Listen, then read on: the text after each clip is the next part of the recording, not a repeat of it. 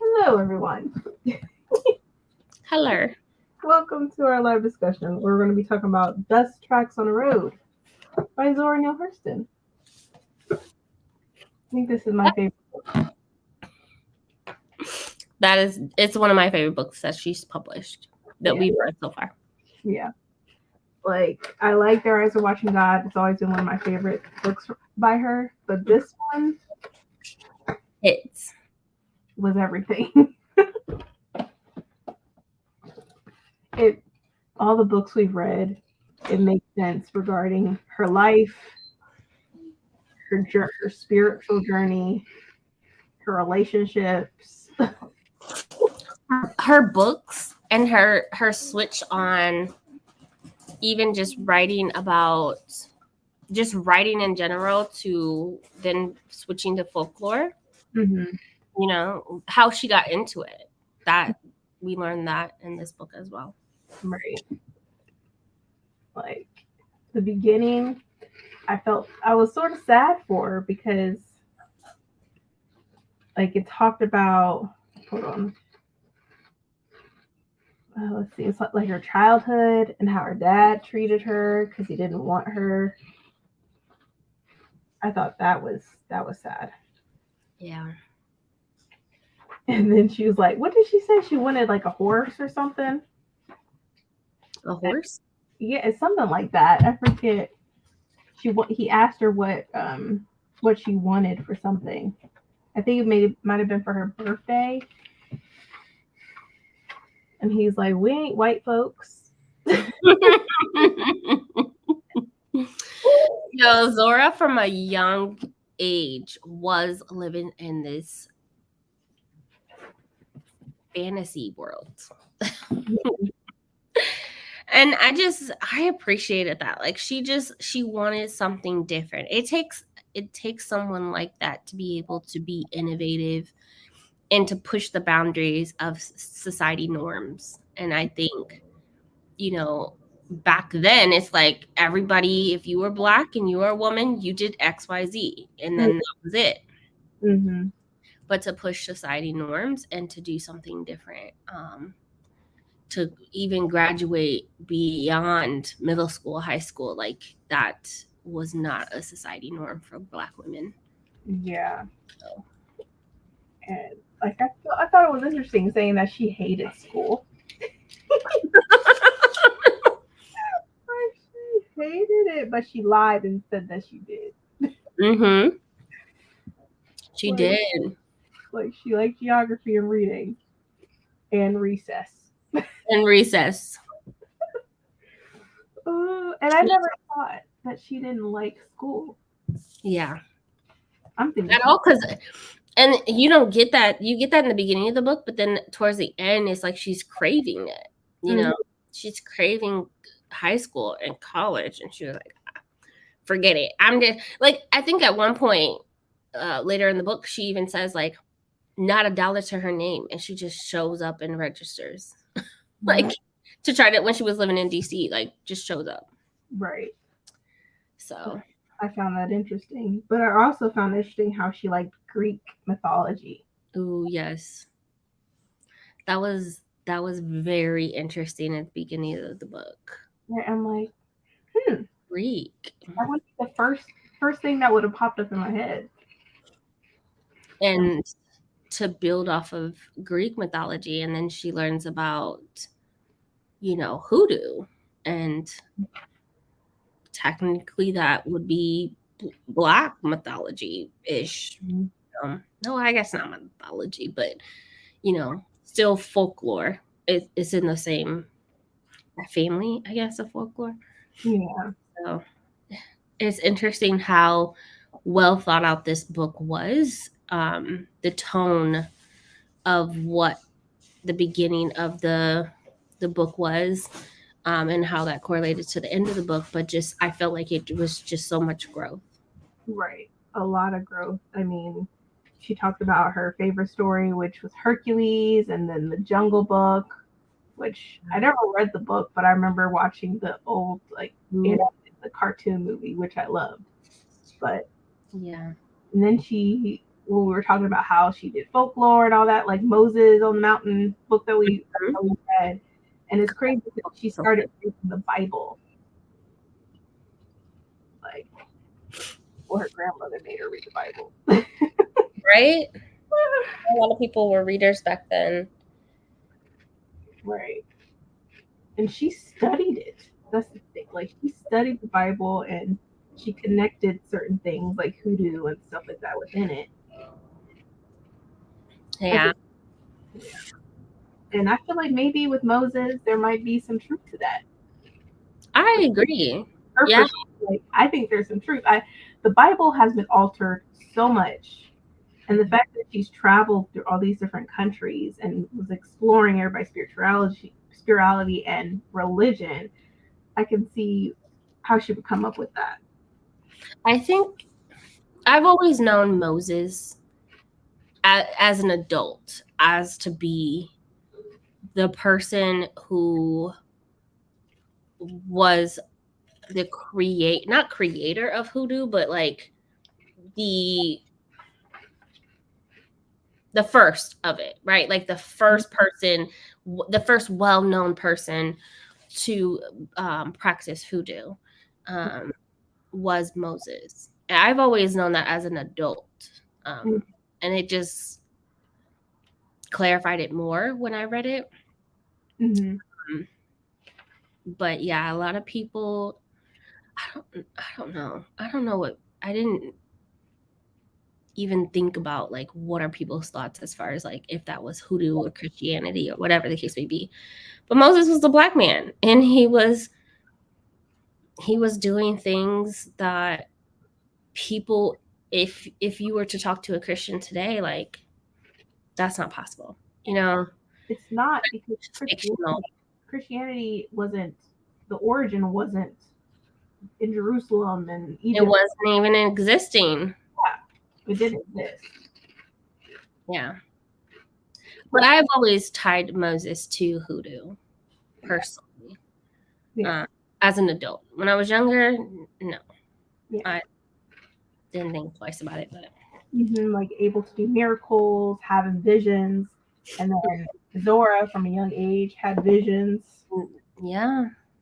I'm like, I need to tap into that. Because I feel like we all have that ability of tapping into it. It's just we have to actually study it.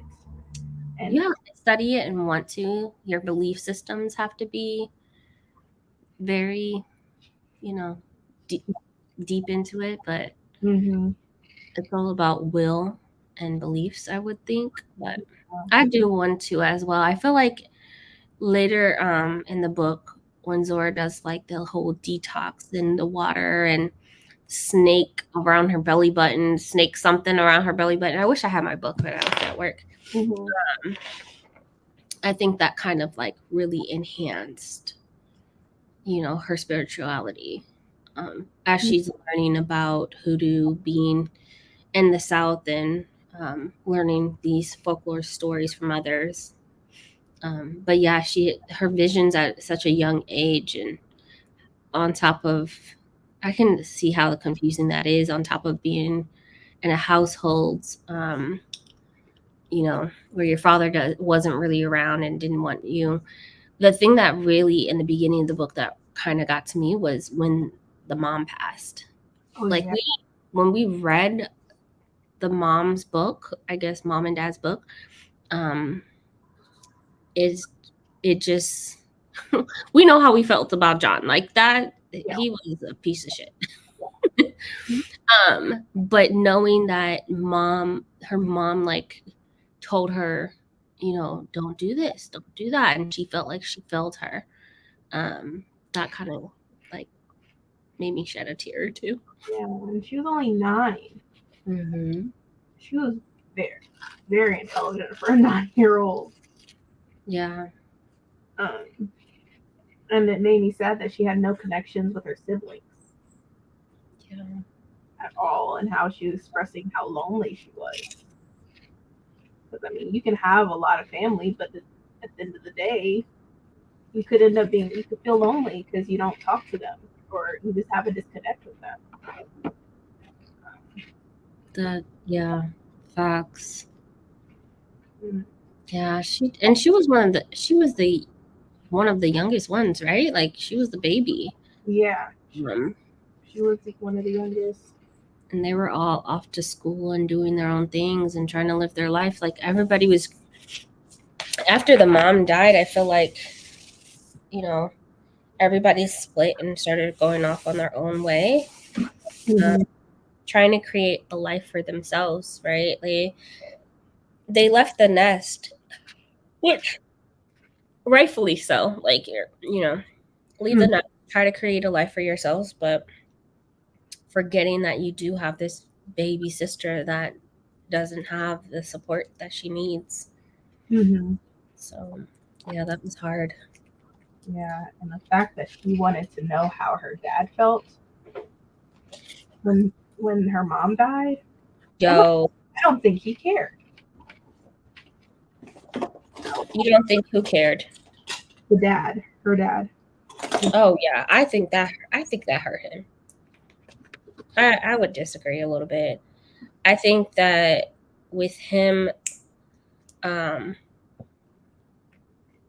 losing his foundation of, you know, being an adult, the wife is everything. Even Zora says later in her book that when her mom died, his dad was like a baby, where he lost his caregiver. Yes, he was in the streets and he was doing whatever and being the piece of shit Rolling Stone that he was, but Zora says, like, when my mom died, essentially, a part of him passed and it never got better. That was his caretaker. That was his, his person, but he handled everything wrong, I think. But also, like, I kind of also give grace to a certain extent, because how do you I think we live in a society where we have so much access to something as simple as Google that if we don't know something, we'll go look it up. Back then, they barely had phones. You had your neighbors, you had your community. So, learning about the things that you're dealing with, right? His addiction to cheat, addiction to do this, stepping out the house, just not how to be a better man. I don't think he knows that, right? Like, no, I mean, his father was a slave master. Like, how do you have no sense of guidance, and so you're just you're supporting your family, but you're running the streets and being the shitty person. And so when you lose a person that was supporting your family, how do you raise these kids when your wife was doing it the whole time? How do you so I give some grace, because he was a shitty person, but how do you learn how to be a better person when you don't have people to help teach you that? Yeah. I mean, he could get worse. He never really had good examples. I mean, he had his stepdad that didn't care much for him. And excuses. Calgary said it's excuses. It sounds like excuses, but speaking from someone who didn't have, like, I didn't have a mother. I had to learn how to be a mother. I had to Google. I had to read books. I had to do all of these things. When you have a second, third grade education and you don't have the support, right? Mom kicked him out the house at a young age to go live with his father, who's a slave master, and you don't know how to read, write. Like, everybody failed. Those were the times. Those were the times. Suck it up, keep it moving, do what you can, as long as you support your family. And so I would say they were always fed. They always had a roof over their house, and that was the goal for back then. But I don't know. That could have just been his love language. Who knows? That could have been how he showed love. Exactly. I think that's how a lot of people showed love back then. Because, like, what else are you gonna do? Yeah. What else are you gonna do if you have? To me, I looked at John as like this guy who had an addiction to messing around. That adrenaline rush of finding something new, and that suspense adrenaline rush that you get from that people who are addicted to just cheating. Yeah. He couldn't stand still. He always needed to go to other places. Right. Zora and him had that in common. Facts. So that's why I'm saying I give grace, because like you didn't have access to a therapist like to tell you what to do, how to talk this through, how to change. You didn't have books that you could read how to be a better monogamous man. I don't know. I think he was a pastor too, so it was like pushed into that though. Remember? Yeah, he didn't want to be a pastor. Like he kind of got pushed into that. They said he had a good voice. Yeah. I'm not trying to judge. I don't know. I give him grace. We're talking like early 1900s with a guy who maybe had a first grade level of education. Yeah. Maybe. Like that is not, with no sense of guidance of how to support or to be, even back then was monogamous relationships a thing. Mm-hmm. I know my grandfather had 3 wives. So I don't know. I don't know. Either way, like I think him even just saying he didn't want another daughter, even saying clearly the birth control is just not a thing. So like, what did you expect was going to happen? Mm-hmm. Get over it. Yeah. But then he leaves her at school and all that. That's just. Oh yeah. And says like, they're going to adopt you. Yeah. Like that was. Yeah. That was just insane. I feel like the maybe not tone, but just him as a character within the book went from predominant, spoke up a lot, active to a certain extent. Either way, he was vocal. And then later in the book, it's just like his wife was the problem and he was just trying to find peace. Like, go to school. I'm going to send you to school because she's tripping, type of thing. Yeah. And when he lost his first wife, it was just like things just went downhill. Yeah, but then it seemed like he didn't really have much respect for his wife, because he gave like the feathered bed to his nip wife. I'm like, jeez. Like, I wouldn't have got rid of the bed. I mean, that bed was, the way they made it seem, that bed was rare. It was rare. It has a lot of miles on it. It did have a lot. It did have a lot of miles on it. Yo, but I wouldn't have gotten rid of the bed either. I would have definitely probably given it to my kids though. But he wasn't the type to even do that. He wasn't the type to do that. Like, this is my bed. Like, we're gonna use it, why not get rid of the house too? Because she was here. Like, I don't know. I have so mixed feelings about that. But those kids try to take that bed. I was here for it. Mm-hmm. I was. And the oldest, the daughter, his favorite, she didn't like the fact that he remarried. No. That he was doing, and then he turned on her real quick. Mm-hmm. And then they didn't have a good relationship from then. I think he reminds me of like my sister, who, I guess this is just the time of back then, but if you rely on someone so much, how can you function without that? You know what I'm saying? Like, you're not used to cleaning your own clothes, cleaning your own house, and my sister, she cannot be by herself for too long. She will lose it. she always has to have a person around. Her boyfriend goes out of town for over a week, like even over 2 days. She's like, come by, come spend the night. I'm Mhm. driving an hour and a half because you're lonely. You don't know how to be by yourself. And Yeah. that's what I get from John is like, he does not know how to be by himself. He doesn't. And that Zora doesn't want to be lonely either. Because I feel like there's always, I don't think anyone wants to be lonely. Yeah. I feel like we're built to have at least someone with us. Yeah, we need each other. We Yeah. need people. And Not just for sanity, but we do need people. We rely on people. But I think that some people are just happier being within themselves and, you know, being by themselves and don't have to rely on everyday needs like John did. yeah. But shitty father, I will say, okay, on a brighter note, because we know how shitty John is. On a brighter note, he wasn't one of those fathers that went to go get milk and didn't come back. Mhm. That's all.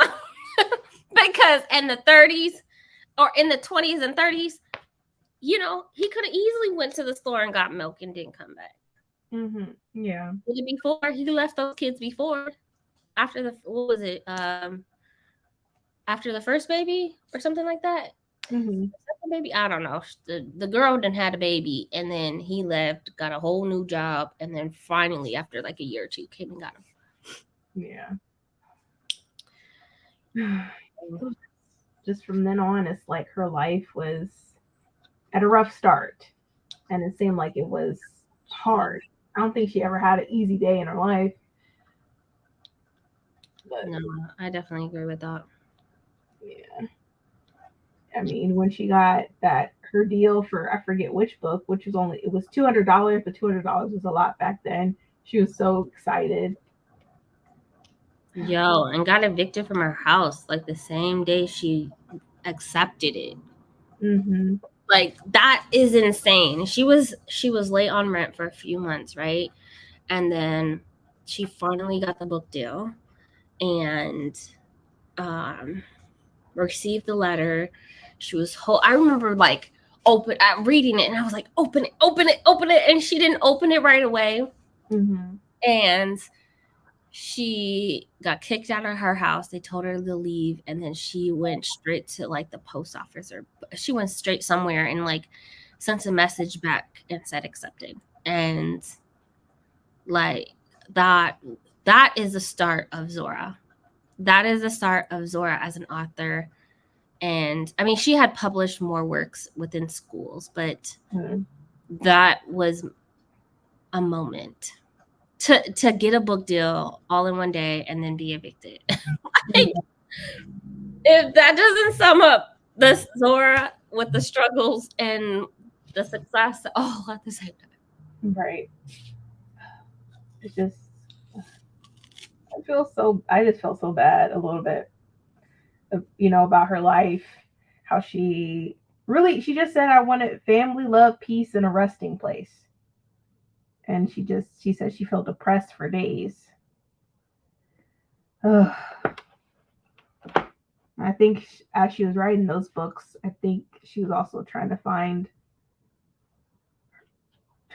someone that would appreciate her, which I think that's why she was in these relationships but didn't work out.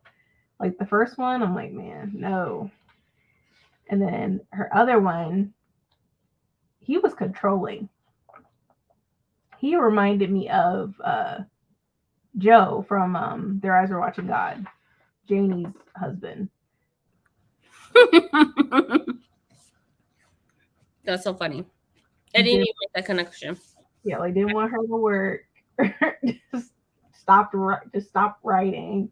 I'm like, she loves to do that. Why would you take that away? Like, yeah, I don't know. God.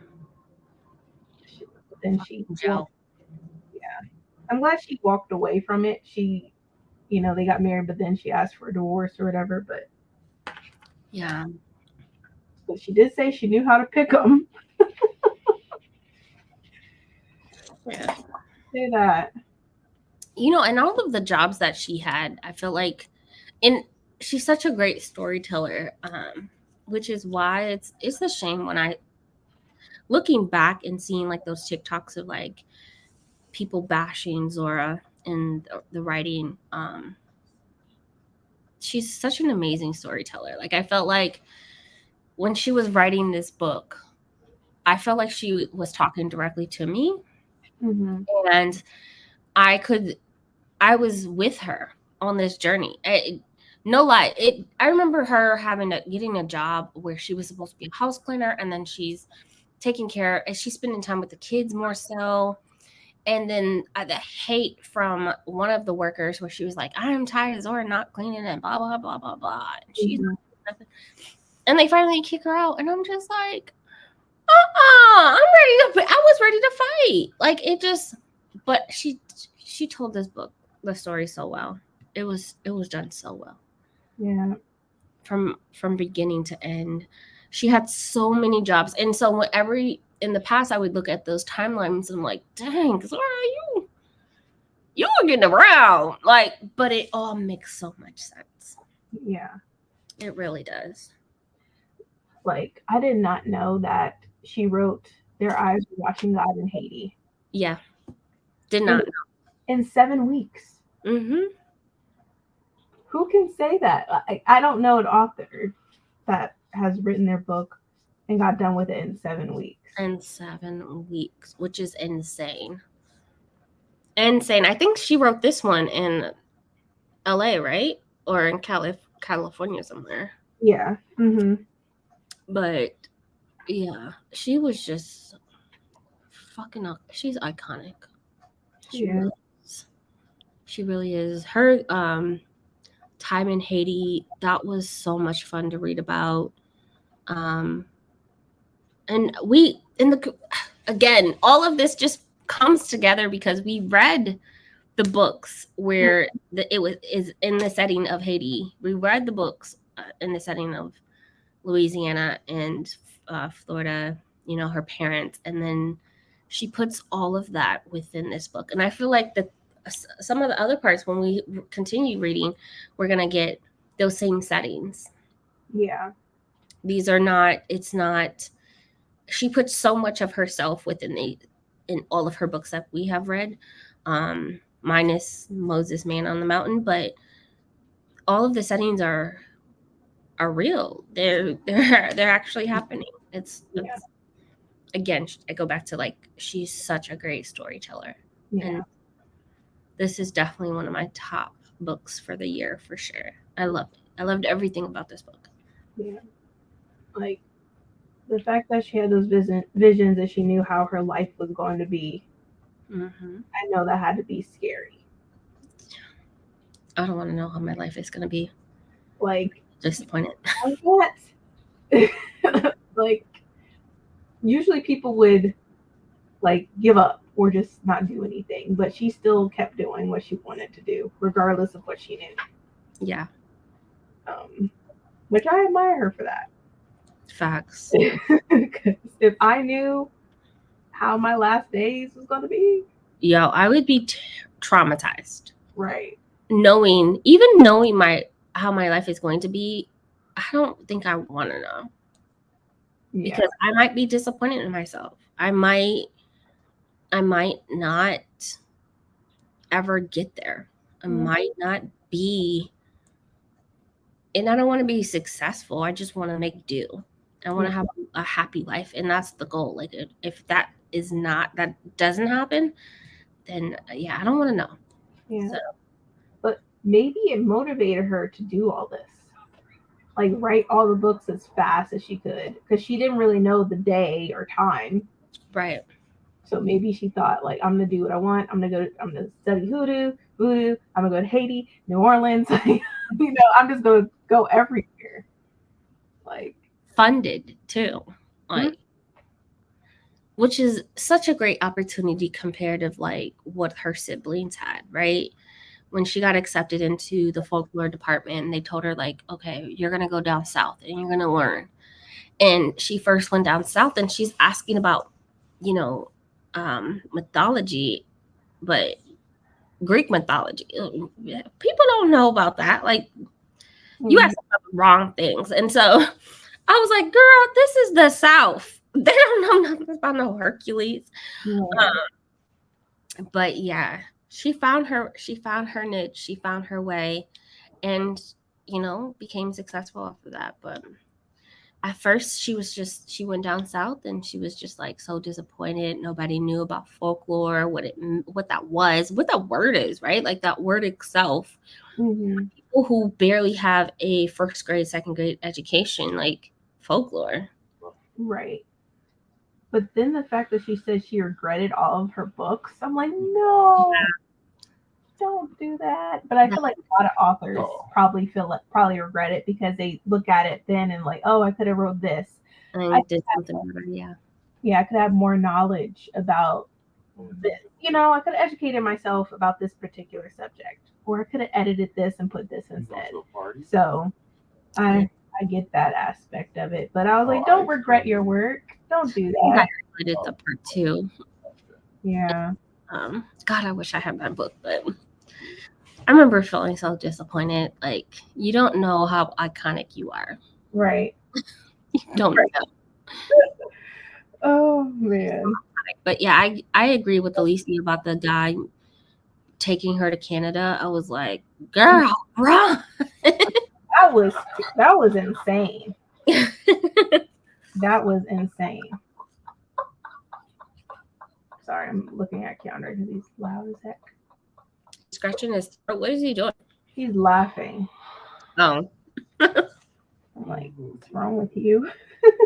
Having a good day. Good time. Yeah. Also, yeah. What kind of cake?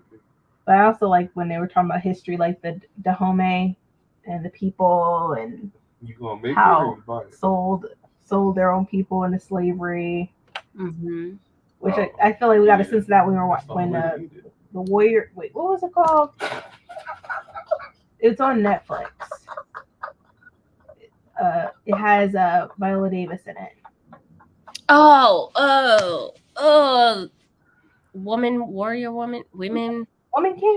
Woman King. Yeah, that's what it was. I'm like, oh, okay. Yeah, of people, selling people. Yeah. I also one of the things that I did not like in this book, which we gotta put our headspace back in the early 1900s, right? Mm-hmm. Colorism. Yeah. The whole. I remember this guy talking about, with a light-skinned girl, if you wake her up, she's gonna be soft and sweet and da da da da. You wake up a dark-skinned black woman, and she's gonna be like, "What the fuck you wake me up?" As if, again, the darker, my dad let us put the more the attitude, the more this, the more that. No. Mm-hmm. No. You wake me up, I'm beating you across the head. Yeah. But again, going back, like, those were the times. Those were like the lighter skinned women are the prettier, softer women, and the darker, the more aggressive. And that was due from slavery and what it looked like and how they were taught. The lighter you are, you could be in the house, you'll get treated better. The darker you are, you would be in the fields. Yep. In the house wearing the pretty dresses versus being in the fields. Yeah, they had the brown paper bag test. If you were darker than that, you're in the field. Oh God, that was so hard for me to read because I'm so sick of that. Yeah, I mean, it's still an issue today in the Black community, and I don't know how we'll, get out of that way of thinking. But there's so much stuff going on with that too. Like, it's a lot. Yeah. People still do it. Mm-hmm. Someone today mentioned, me and my daughter's locks and asked me, "Are you biracial? Are you mixed with something?" Mm-hmm. I'm biracial. My mom is white. Oh, you have such good hair. Oh, shut the fuck up. Like, I said, that's not even a thing. He was like, I'm just saying, like, it's, it's a lot more. No, that's not even a thing. Because you're implying that there's bad hair. So it's still happening to today. But it was hard for me to read that because it's just annoying. we know we know that that's not true. Yeah, it's just been ingrained ever since our ancestors arrived here. I ain't seen no Mars since I It's was like in our, but I don't know. It's weird because in Africa they don't he think always that had good way. energy. Black is black. Now in Africa, they will say like if you're lighter skin, they'll call you white. Yeah, because they know you have. They know you have white in you somewhere. Yeah. But they don't identify. They don't say I'm a black man, I'm a black woman. You are who you are. There's no need to and even in other countries, including Africa, you don't have to sit there and just be like, identify yourself in your nationality. I'm white, I'm black, I'm this, I'm that. Everything has a checklist. Everything is like identify what gender, what nationality you are, and ethnicity. Like, God. Yeah. I feel like they sell all that because they see what we're doing here. Yeah. We have influenced, the Western world has influenced others. And I mean, and they know there's money for stuff because people here will buy it. Yep. We've seen it with people. The notion of lighter skin is better Right. has influenced the rest of the world. It's crazy because there's a lot of people that want our melanin. Like look at the Kardashians, how they're all wanting to tan their skin to look darker. They finally realized sleeping with a black man wasn't gonna cut it. They wanted black babies. Yes. Yep. They wanted some melanin. But then you have people in the music industry where they're like they're dark complected, like you had Nicki Minaj and all that, and you saw how they lightened their skin because that was the demand of considered beautiful. I can't do it. And it's still like that today, and it's like it's all bad. Like we have so much work to do, but it's like I don't even know how we can get rid of colorism, how we can get rid of this issue, because it's always something. That's wild. Like that's wild. There's too many internal biases. People will point the fingers and judge others rather than work on themselves and their biases. Because the colorism, I'm not talking about from people outside of the Black community, within the Black community itself. It's an internal bias within ourselves that people think the darker, the badder, the worse, versus the lighter, the more beautiful. That is still an issue and a bias within internally. But Lord, that's going to take generations. Yeah, generations. And yeah. It has to start with self and a little we rate. Yeah. Mm-hmm. It's just a lot of us, we admire, we idolize a lot of people like that are famous. And I think that also is another thing too. Like we idolize so many people and they're influencers, just like we are influencers with books. They influence people too. They don't realize how much power they have. Yeah. But yeah, I agree. It has to start with self. Look at things. Make or with my those around me. Yeah. But I don't remember Zora saying in her book about her beauty or anything. Not one. Never talked about herself and her looks, or I don't think so. Mm-mm. Maybe she didn't really care. Maybe she had that confidence, so she didn't talk about it. Mm-hmm. No. That's a good point. I didn't even think of that. Like, She was so confident in herself, she didn't mention anything about her beauty or her looks. She was getting those men's no matter what. Right.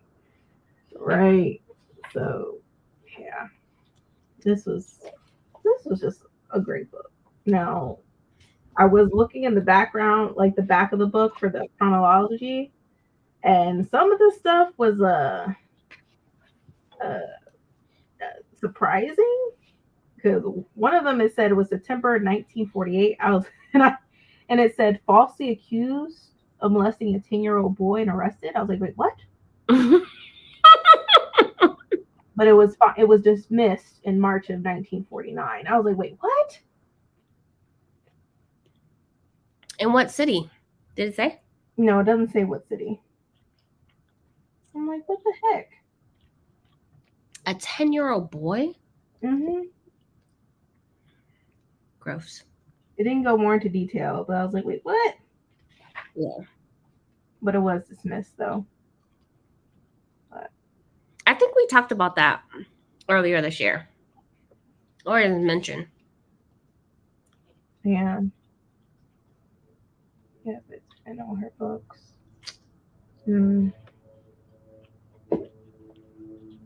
But, Yeah, I remember us going over the timeline.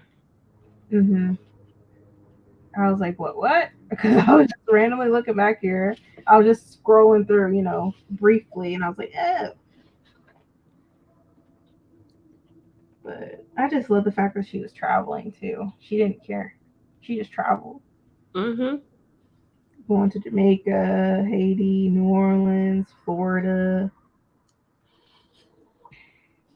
She was going everywhere. I just wish her work was, like, it's popular now, but I wish she got her credit back then. Mm-hmm. And just the fact that she died like that, I still feel like she knew about it and she knew she was living her life. It's just the fact she died alone. Yeah. That still breaks my heart. Yeah.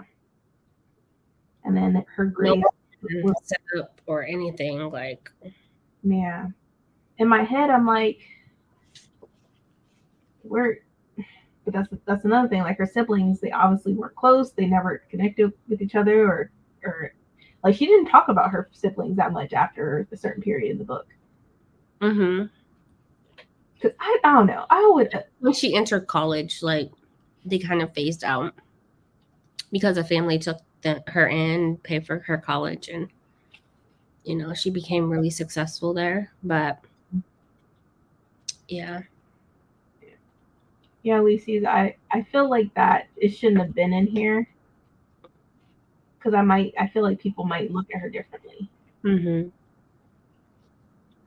Because if it was right, if it was dismissed, there's no point in you adding that in here or in any of the books.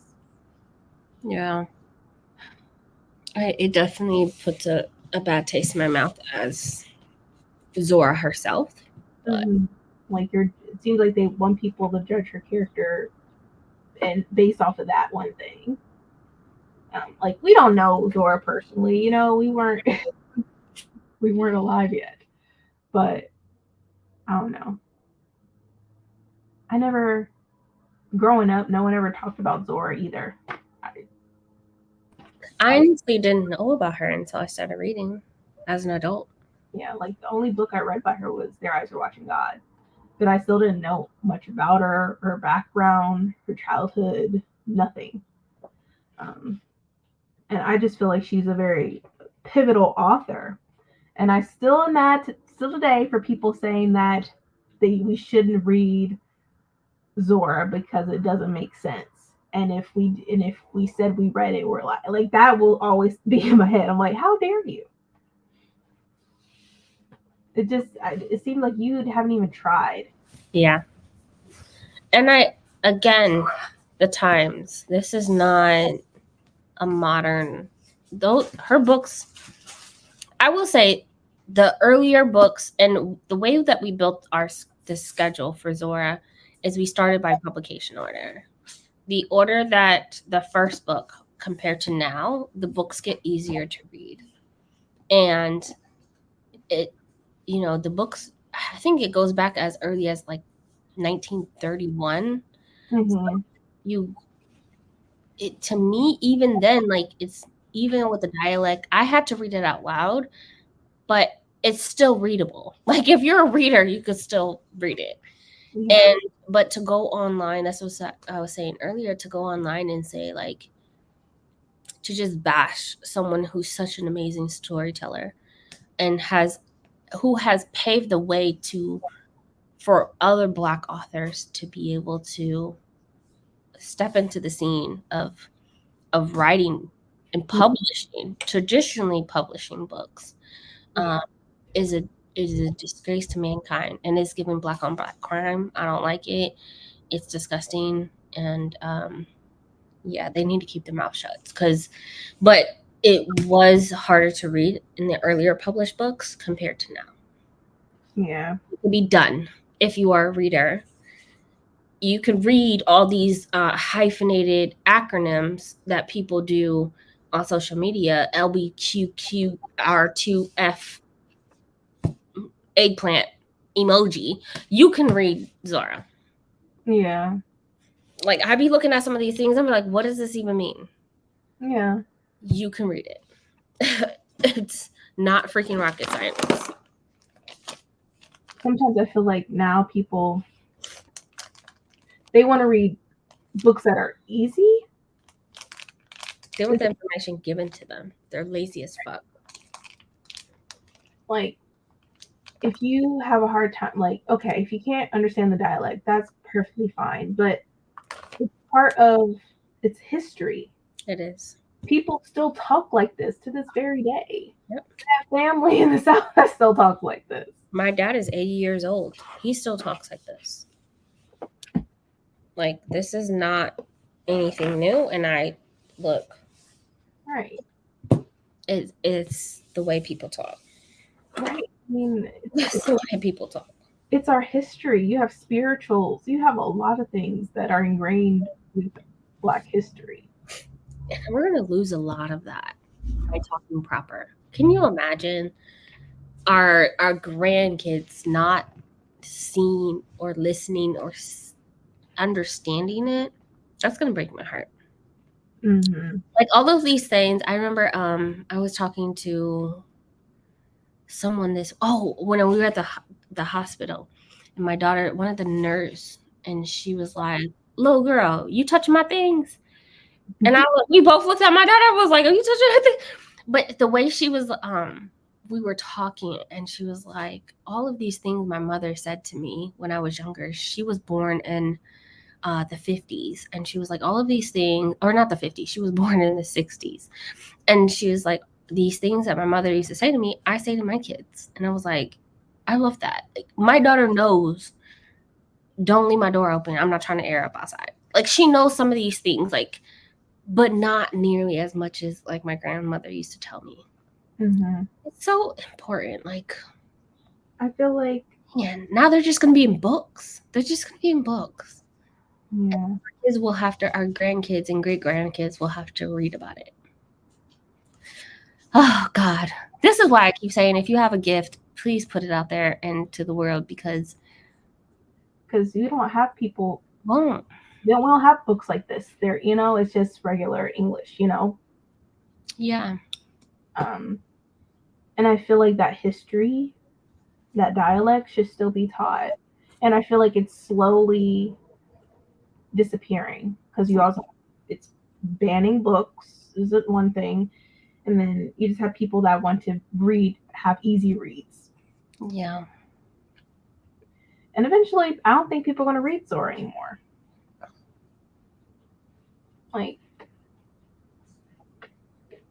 and that's why it's just like what's happening in Florida and Texas. You live there, like it pisses me off, and I just feel like our history is being taken because they don't want us to learn this stuff, or they don't want the upcoming generation to learn this stuff.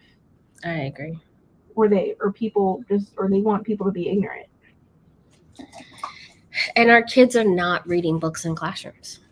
Yeah, that too. I remember showing you when I was a teacher, all that With books. Yeah, I saw Look, that. it was a storage room full of books. What's that one book? Something Birmingham. Something goes to Birmingham.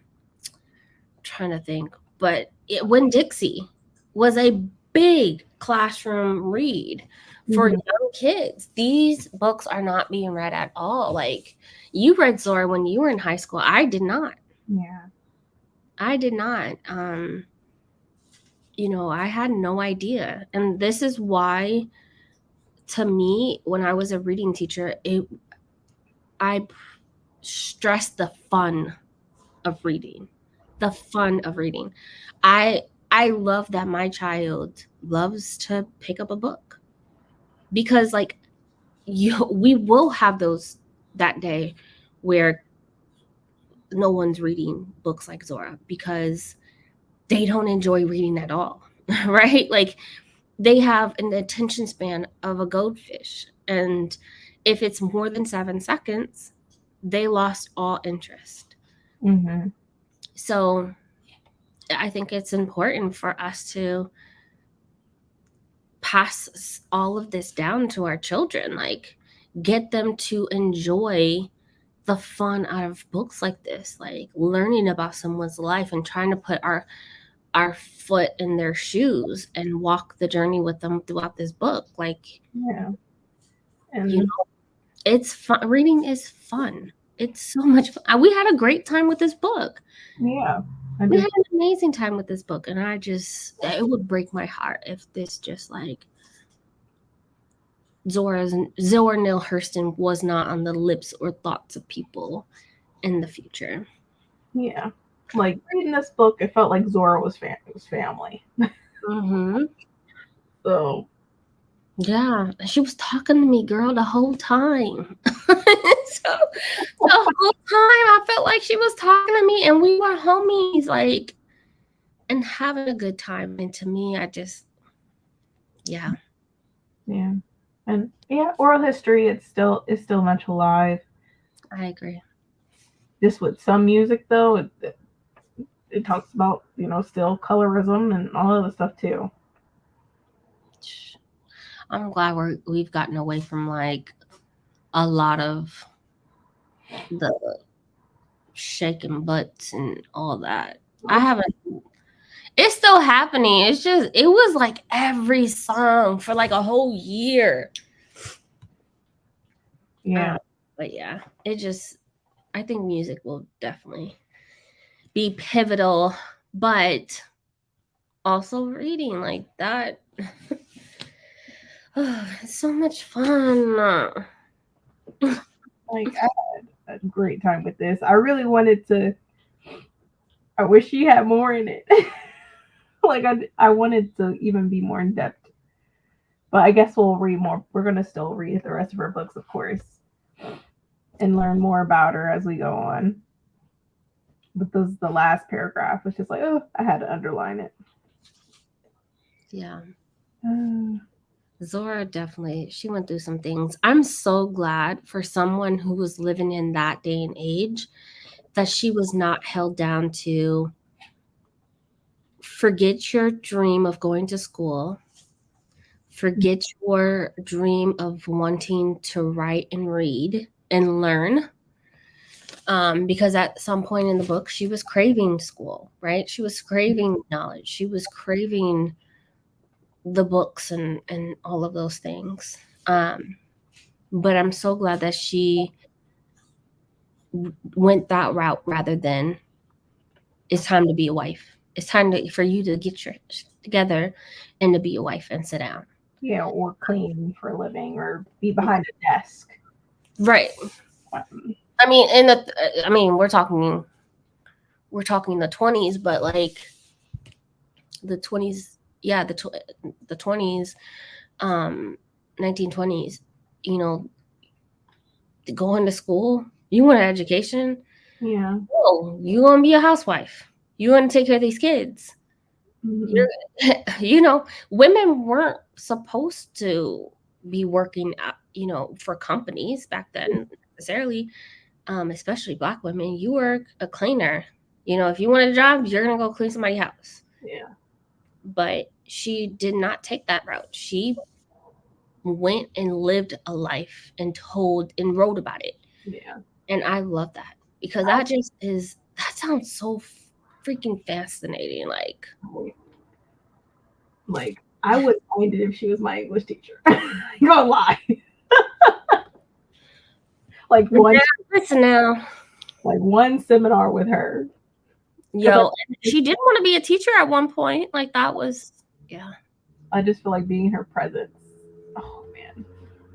God, that would be. It makes me actually want to visit her grave.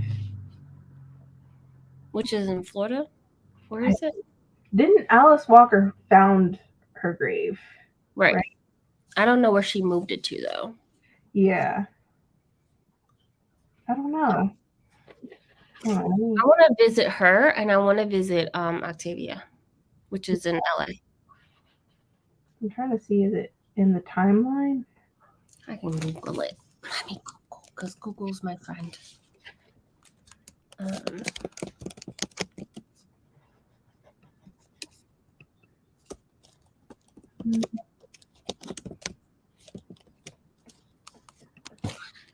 Yep, it's in Fort Pierce, Florida.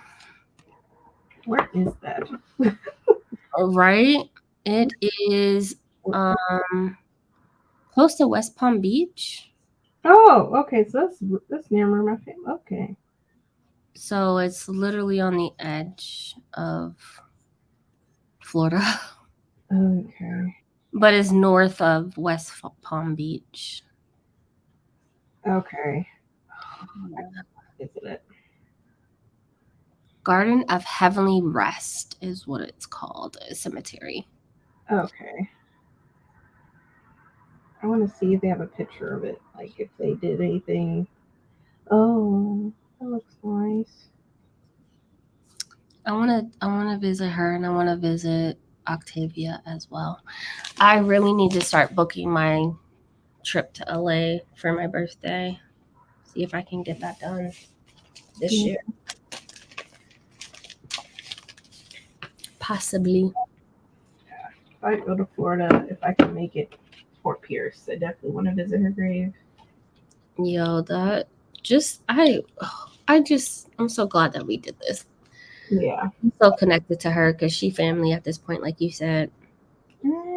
I done lived her life. You know what I'm saying? I done before she was born. Okay. Mom was what, 11, 12 years old? I've been there with her since then. Mm-hmm. We together. Sisters. Yeah. This was such a fun time, like, with this book. Again, it was done so well. It was done so well. I think it was the right timing, too, because we were reading all the other ones and we're like, oh my gosh, Zora, what's going on? Zora was traumatized. Yeah. She was. I love that she put, and I feel like the further we get into it, it's going to make a connection to this book because she puts so much of her life and her location and her surroundings within her books. I feel like we're going to still see pieces of this book moving forward. Yeah. So, whether it's a location, whether it's, a person. So man.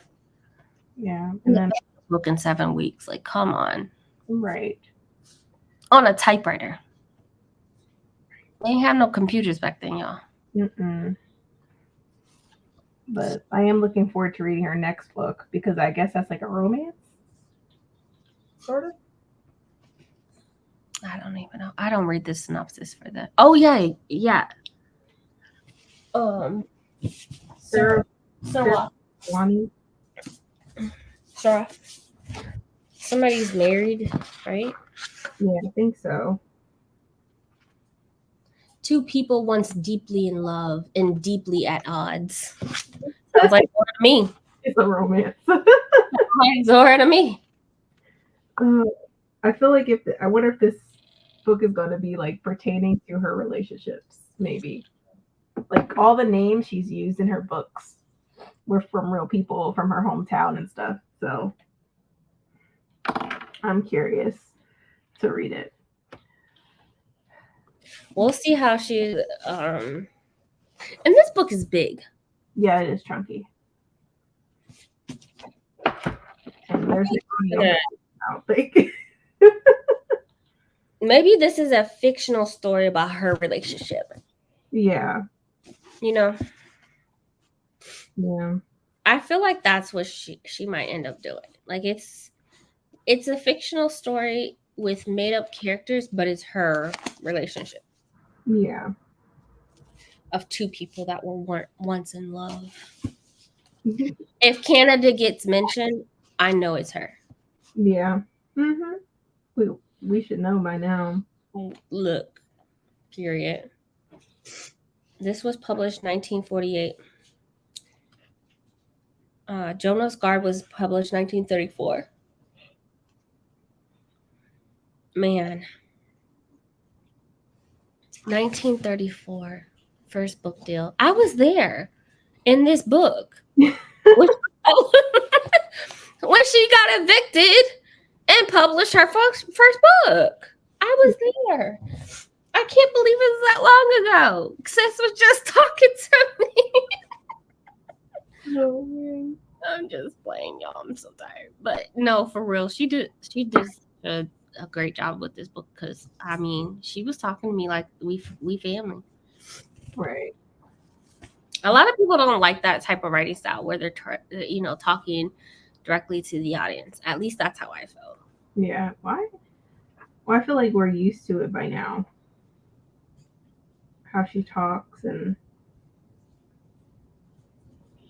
she knows how to turn it on and off too. Right. She definitely does. Again, just an amazing storyteller. Yeah. I think that's it. I can't think of anything else. Because I think we covered majority of it. I can't think of anything. How old is that book? I can't think of anything else. Keanu was like, how old is this book? It's old. 19, It was like, this was published in about the same age as you. Wow. 1942. You know you only a couple of days.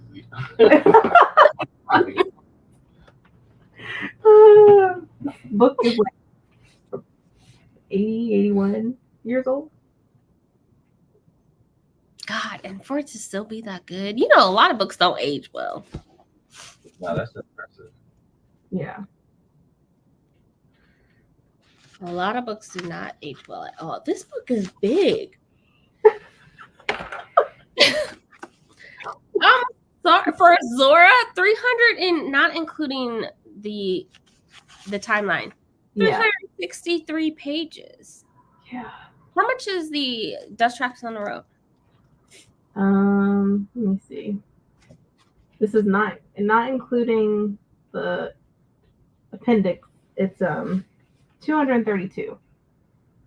Damn. See, this is 363. Yeah. How's it? How? What's the dialect? Is it like? Is it? When she turns it on and off. No, it looks fine to me. Okay. It looks just like the Dust Tracks. Easy to read. There's some in here, but it's all conversational. Like, you know, Earl is liable. You know. Mm-hmm. Himself. But again, it's all, you know, conversational. It makes sense. Alicia, you have a great point. 400 pages and no audiobook. Yeah, from me start sooner. Or next week. Oh, I'm almost done with Shadows of Echo or Shadows or something. I don't know. It's really good. But yes, I will be reading this. No audiobook. Man. Yeah. Suffer. I'm in pain, Lord Jesus. No, This is set in West Florida. Most of her books is in Florida. I wonder if she knew how shitty it is. It's a shame. I wonder like she had a vision of how shitty Florida was gonna be. And just, Maybe we'll find out one of her books if how do you feel about Florida right now? she probably would say she all knew it would happen because history repeats itself. That's true. It's practically the same thing. White folks not wanting black folks to have books, have an education. What's fucking new? That's a good point. What's the difference between back then and when she was born? We're going backwards. So everything that we fought for, it's like being taken away gradually. Our ancestors fought for. That's sad. It's a shame. It's a shame. Like all the marches, all the sacrifices, all the loss. It seems like families and households, yeah, it hurts me the most. This country's whack. I'm not saying other countries are perfect, but I'm just saying it's just like, it's bad. Yeah. I love this. But that's it. The world we live in. Yeah. Unfortunately. That's why we read books. We read a lot of fantasy. A lot of fantasy escapism. Right. Immediately. I'm glad like there's a lot of there's more black authors out there. So many more. Yeah. Now I don't like how a lot of publishing houses don't want to push people, their stuff.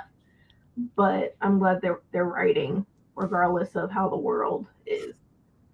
How the world is, how it's going. Publishing is. They're putting their stuff up. And that's one thing that I can say about, I know people hate Amazon or Jeff Bezos, even though is he still part of Amazon? I think, I don't know. He's founder, but I don't think he's running shit. Kindle allowed space for people to put their books on there. Is it economically the best as far as like revenue? Definitely not. But if you want to share your work, it is definitely a place where you don't have to go to a publisher. You don't have to be published. If you've tried it all and you've submitted your work and you have rejection after rejection, the agent won't pick you up, but you don't have this, that, and the third. Kindle and Kindle Unlimited allowed you to be able to put your book that you work so hard on Kindle for people to be able to read it. Yeah. No, I will say I would love to have, I don't know if it may exist and I just don't know it, but a Black-owned publishing company. There's Black-owned publishing. There's not big companies. They're small. They're very small imprints. Like even DM Lowry, she has her own publishing. Yeah. Do we have any in the U.S.? Yeah, there's a ton. There's a ton. They're so small imprints that you have to find them on Facebook. Like you can't even find them, Yeah, but that's probably why a lot of authors will choose independently, publish independently. Yeah. Which I don't find that either. You don't have to rely on publishing to do this or push your book. You're willing to do all the work because you know what your book is worth. So I just appreciate that we have access to them, right? It just, Kindle's not the only place to put books, libraries of course. But then there's licensing. You got to get all of that information, an ISBN number, the licensing, the formatting you have to get. When DM was talking about as an author, writing the books and all of the things that she had to go through, a lot of that had to be done with Amazon because it's free or it's a very small fee. And nobody wants to pay, if you're self-publishing a book, mass amount of money to get an ISBN number, to get the right formatting for an ebook. You know, those are still websites that people as individual, if you're running a business, you still have to pay for to be able to do that, but Amazon allows them to do it. So I'm just glad there's a space for people who are like Zora, who want to just continue their education and to continue just to write. That she had to, for her to write Your Eyes Are Watching God in 7 weeks. It takes authors years to publish a book. And it's not a 500-page book. It's not a very, long, lengthy book, but it's a book. It's a really good book that has lasted over 50 years that people are still reading. And it has been recovered so many times because it's so pivotal to just us as a community. But had that not happened, where you just got that one book and you got really lucky, you wouldn't have the space to write and put your work out there. It would be hiding somewhere, like on your computer or in a notebook.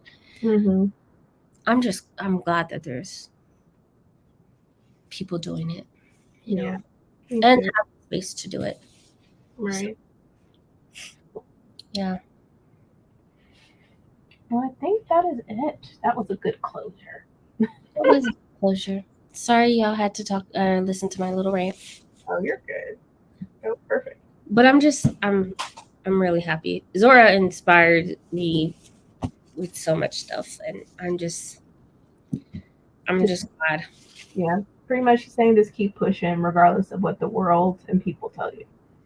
Keep pushing. Keep pushing. Yeah. Stop learning. This was a good discussion. I'm excited for the next book, even though it's long.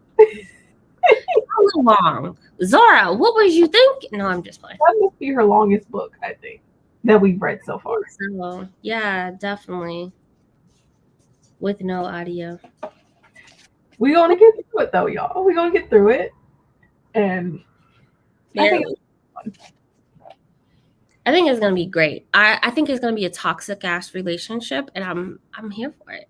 Yeah, and I think we'll be able to connect the dots now that we read her book and we read her previous books. So we'll probably end up saying, like, oh, it's this guy you were with that you're talking about. This is giving flashbacks to John. Okay. Leave his ass now. Right. Thank you all for coming. This was fun.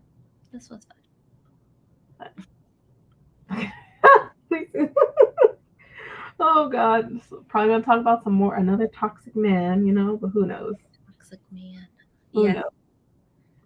But but thank you for coming, everyone. This was fun. Have a great night. We could probably talk about this book forever. Gosh, Zora. Yeah. That was a great way to end August and beginning September. That was great. Right. We went through the year and found another great book. I can't ask for much. My list and this book is 80 years old, and we love it. But good night, everyone. We'll catch y'all next time. Have a great night. Have a great day tomorrow. Good night, everyone. Good night. Bye.